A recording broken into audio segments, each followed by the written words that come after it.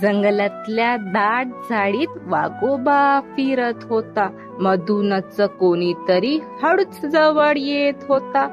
पानांखालून म्याव करत आली मनी माऊ हसत. वाघोबा चकित होऊन राहिले तिच्याकडे बघत. कोण ग तू? तो विचारतो. इतकं सुंदर तुझं रूप. मनी माऊ म्हणते वाघोबा, मीच तुझं साजरं रूप. मी आहे मावशी तुझी, सारखीच शेपूट आपली. मिशा डोळे पाय पंजे सारखेच तुझे नि माझे. वाघोबा हसतो मनापासून, म्हणतो खरंच ग तू भारी. छोटीशी नखरेल पण माझ्याच सारखी सारी. मनी माऊ उडवते मस्ती, फिरते वाघाभवती.